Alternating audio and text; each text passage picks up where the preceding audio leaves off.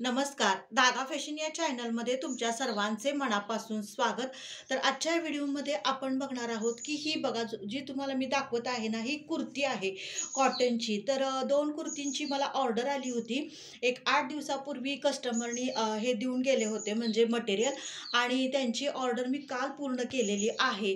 तर आज कस्टमर न्यायला येणार आहेत. तर त्याच्या अगोदर म्हटलं हे शूट करून तुम्हाला दाखवूयात. तर मैत्रिणींनो, घरात गाऊनऐवजी अशी तुम्ही कुर्ती वापरू शकता, जेणेकरून पटकन तुम्हाला जर बाहेर कुठं बाजारात जायचं असेल तर तुम्ही लगेचच एका म्हणजे कुर्ती ही घालून तुम्ही लगेच बाजारात जाऊ शकता.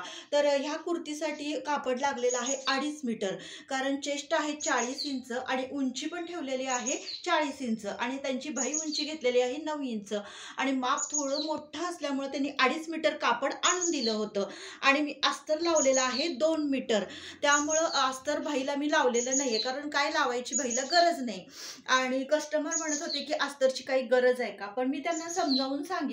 नेहमीच मी तुम्हाला सांगते की कॉटनची कुर्ती असू दे, किती जरी जाड कापड असलं तर अस्तर हलकं का असेना पण तुम्ही नक्की लावा. कारण काय होतं, कस्टमरला लक्षात येत नाही की कापड इतकं जाड आहे, अस्तर का सांगतात. पण ज्यावेळेस त्यांनी एखादं घालून झाल्यानंतर ड्रेस एखादा पाण्यात घातला की ते एकदम चोळागोळा होतो, आणि मग ते व्यवस्थित वाटत नाहीत. पण त्याऐवजी तुम्ही त्यांना समजून सांगा, की आपण हलकं का असेना पण अस्तर लावूयात.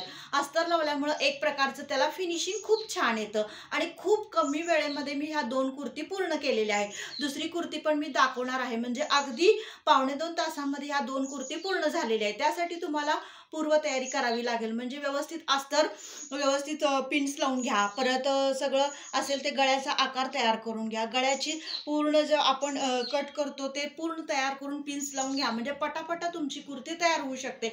मशीनवर बसल्यावर कुठलंही काम ठेवू नका. म्हणजे फक्त स्टिचिंग करायचं काम शिल्लक ठेवा. म्हणजे अगदी 2.5 तासामध्ये मी 2 कुर्ती तयार केलेल्या आहेत.